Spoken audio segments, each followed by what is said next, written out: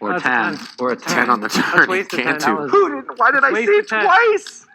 There's Waste something the 10. wrong I with can't me. believe you actually It's ran the it pair. twice. Oh I'm my shocked. God. There's 3-1 dog. How do I ever I run would it have high-fived twice? everyone around the table if I got it in with 9-10 versus Ace-King and ran them twice or Yeah. once. Oh my God. I'm How happy do that I he's be going to be paid no matter Dude. what. You can't be like 2.5 to 1 dog and fucking run twice. Oh my God. All right, let's get there this one.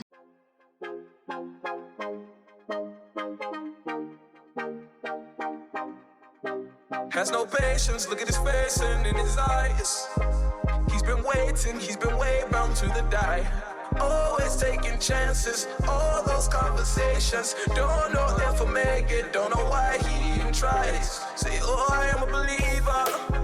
Oh, don't know where I'll be if I'm not free to take a lead. Oh, I am a believer. Oh, ground beneath my feet, but I don't flee cause I believe. I'll stay down to the ground.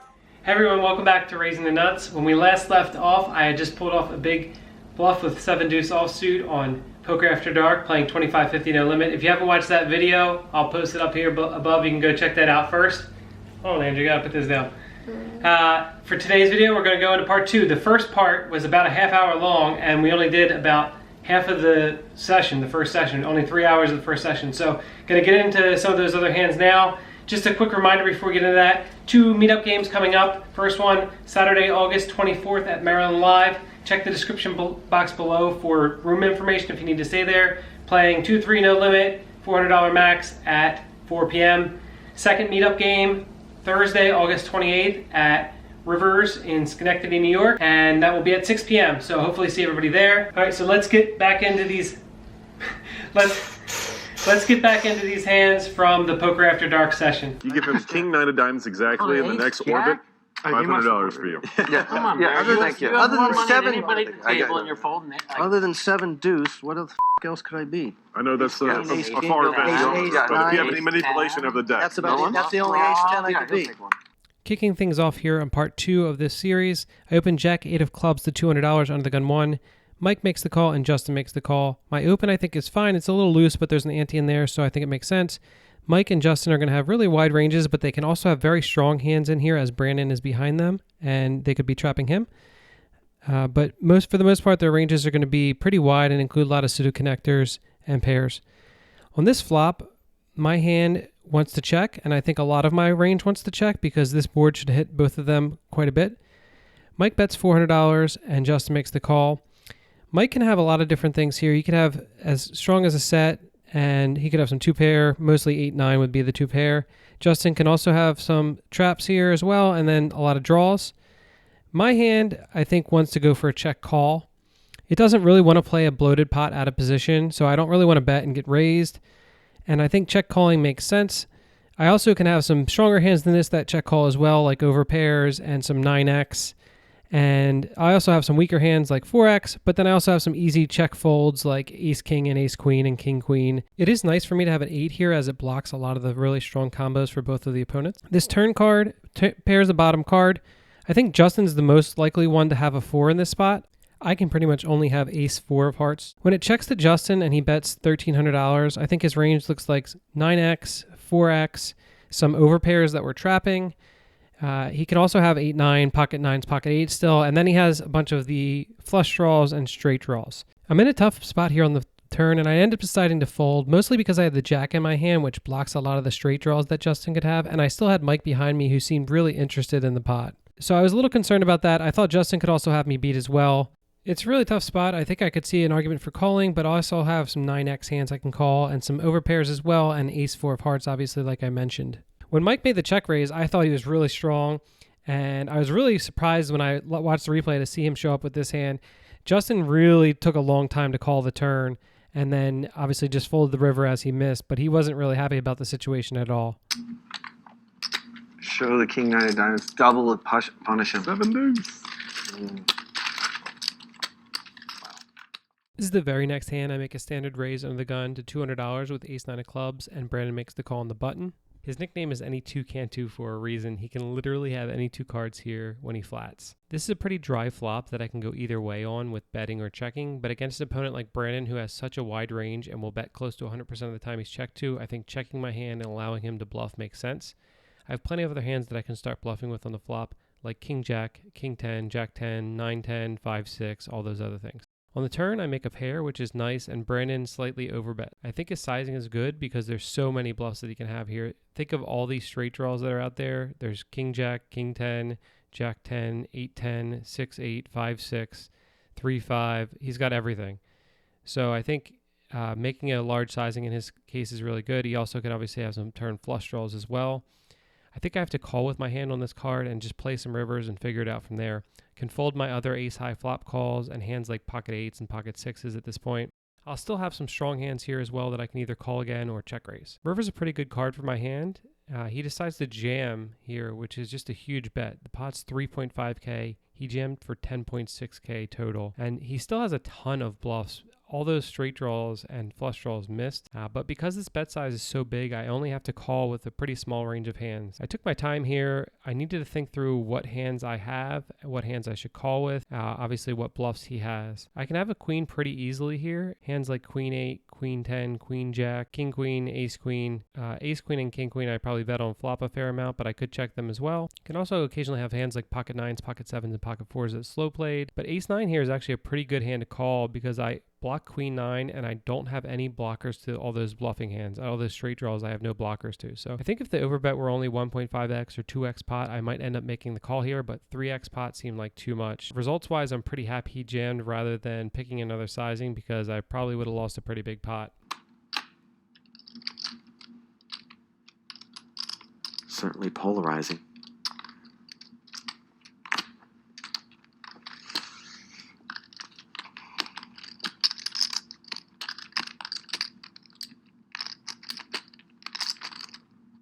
Such a massive overbet.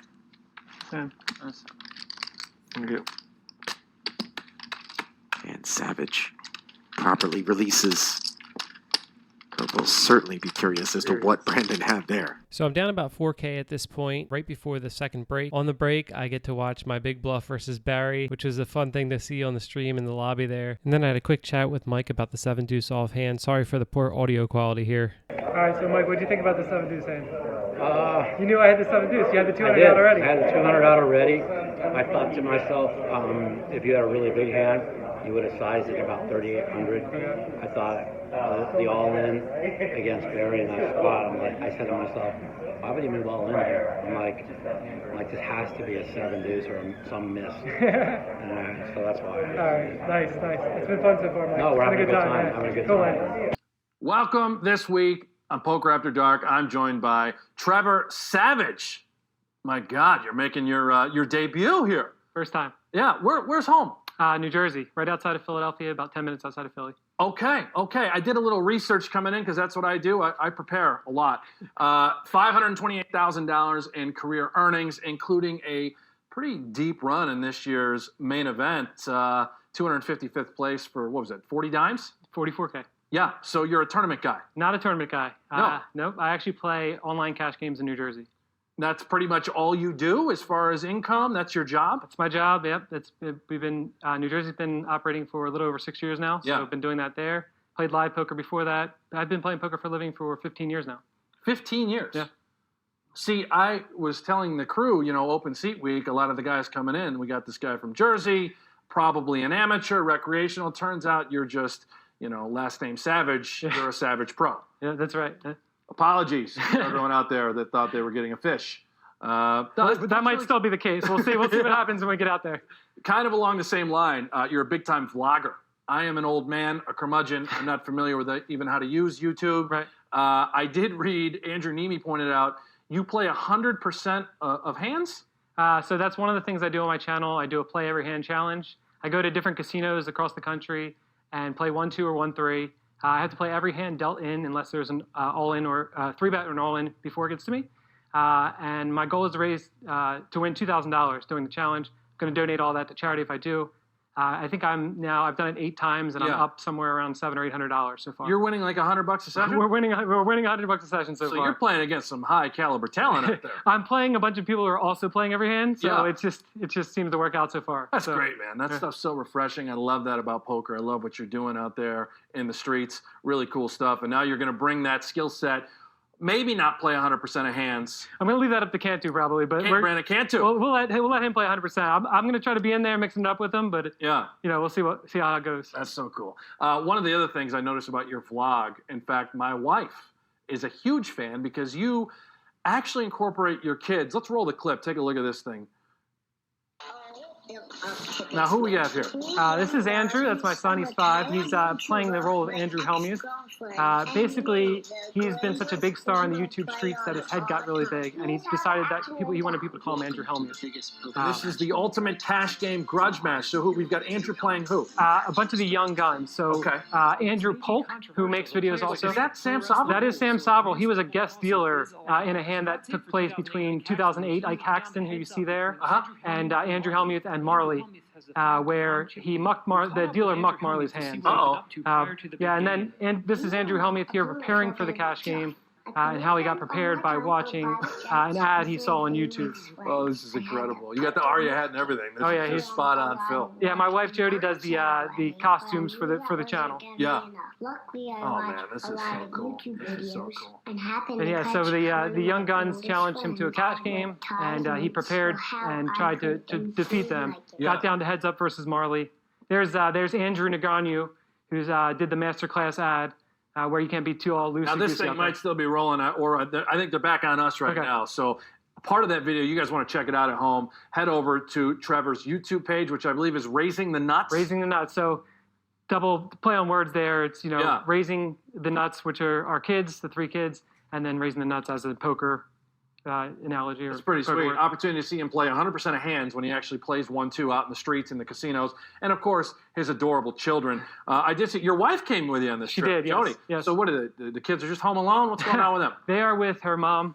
She's taking care of them for the next few days. Oh, so that's it's great. pretty great. Camera right there if you want to say hello to your kids. Hi Ava. Hi Cameron. Hi Andrew. Love you. They're going to be watching you play? They will be watching me play. Ava doesn't like poker very much. Yeah. Andrew and Cameron will be in there watching. They have to see what goes on in the game because they're going to have to recreate some of these hands that take place. I have inside information that Cameron might be playing Mike the Mouth. I was just about to ask you about, have you prepared them for the language that they may hear? I mean, Mike the Mouth Matiso, not exactly the Disney Channel. Not exactly Disney Channel.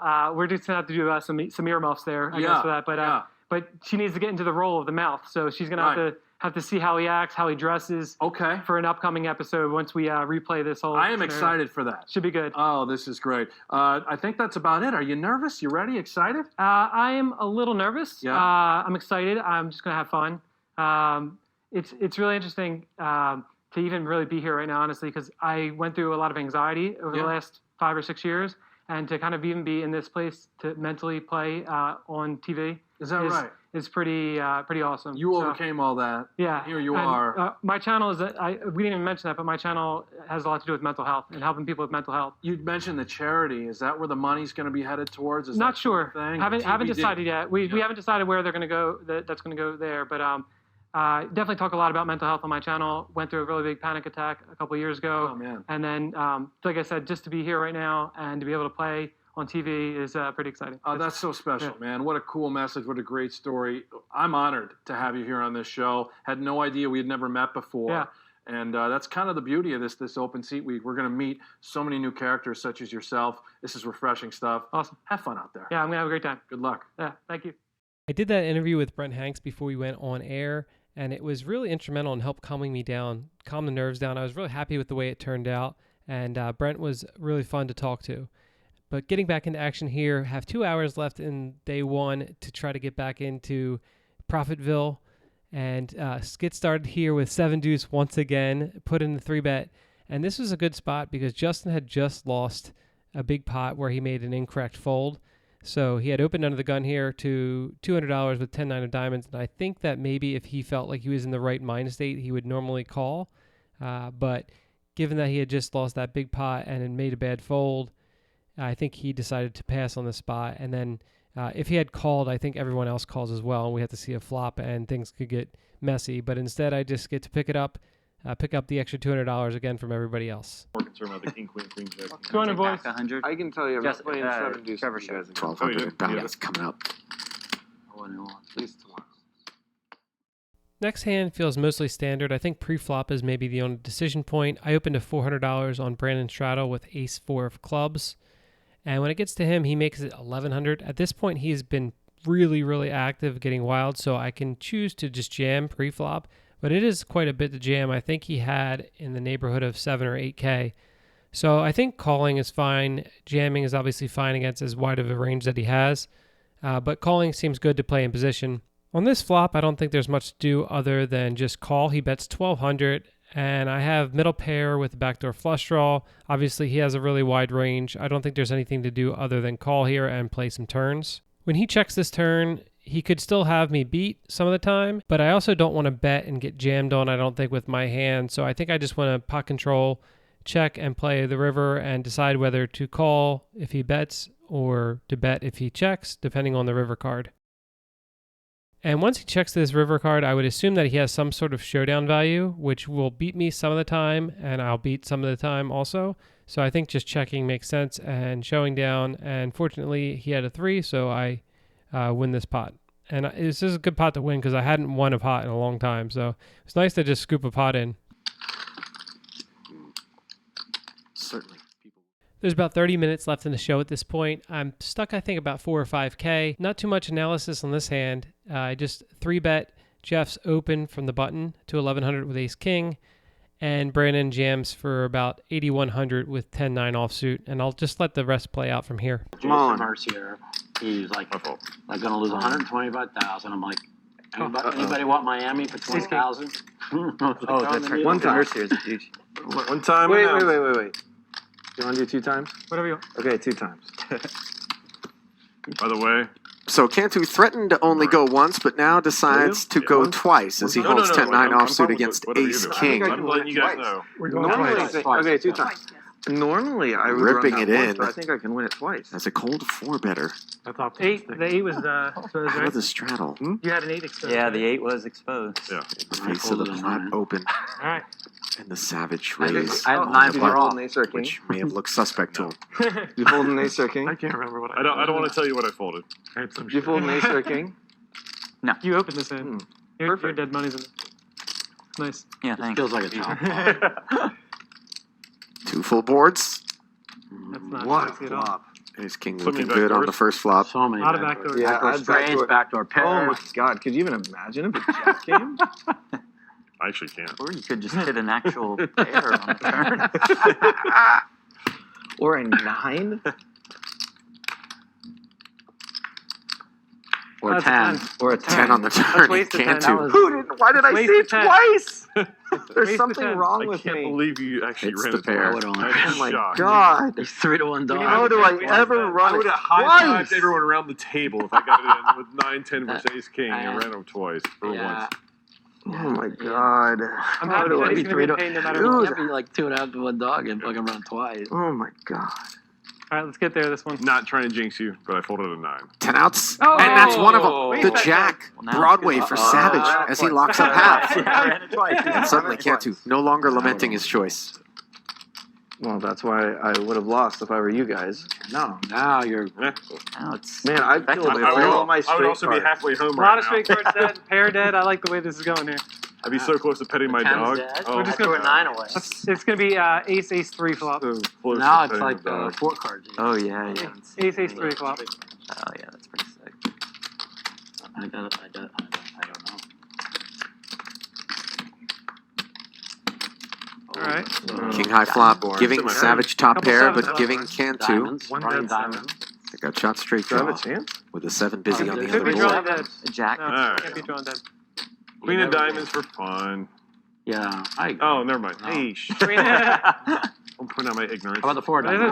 There is a diamond, though. That's fair. Only 1 diamond down there. Any 7 or diamond. You've moved up. Cantu with That the was long very flush fair. draw I as he goes from think 3 we got outs the deuce, to 10 seven, outs. deuce of clubs. That's Perfect. exactly how many Savage had when he got there on the first board. Spades, that's fine. I'll take Folded one. black I'm deuces. pulling for I think Brandon that's on this a second check. one. Did you have, Yeah. really? I think That's everyone's funny. pulling for me. Okay, that's not coming. I think so. It's probably pretty fair. I Very think so close. too. I just don't, I'm packing up. can't think of one card. Can Cantu chop it up? No. Alright. Nice hand. All right, The board see you guys pairs. All right, Brandon. See you mañana. later. Battle it out till See you, tomorrow. man. And Later. Cantu 7, 8. decides he's had enough more for than this 8. evening. Say you do. Yes. I'll be honest with you guys, I was pretty excited to win both runouts in that pot, having ace king against 9-10, especially the first one, hitting the jack on the river, and then holding in the second one. After leaving behind That's And just that. fine. I got Yeah, it. that's at mine. least 40,000. No rebates. That's on mine with the money. deuces. So this last pot here was just a small pot towards the end of the night. I opened to $200 with queen 10 offsuit. Mike calls on the button, Justin calls in the small blind, and we take the flop 3 ways. When I flop middle pair here, I think checking makes sense. And we check over to Mike, who bets $400. And I think actually without having a backdoor flush draw here, I don't actually mind just check folding to Mike's bet here. He doesn't stab too often when check 2 in the spot, and I think he's just going to have an ace a lot of the time. But I do end up making the call, which I'm sure is fine. The turn goes check really quick, which makes me think that he does have an ace a fair amount of the time, and it's just like a weaker ace. And then when the river comes a jack, it's actually an interesting spot. Betting doesn't make much sense for my hand, but when I do check and he bets $500 pretty quickly, I think I can actually go for a check raise here. I do have a blocker to king 10, obviously, and I can have some hands like queen jack, and I could have slow played some strong hands on the flop. I don't know if it gets through or not against him here, but I would kind of wish I went for it. As you'll hear him say, he doesn't want to play a big pot towards the end of the night. And getting some positive reinforcement in the process as Mike gives him a peek. At the end of the night, I don't want to play a huge pot. Gotta look over here because we're filming for the vlog. So we just wrapped up for day 1. I won $3,000. A little bit of a swingy affair.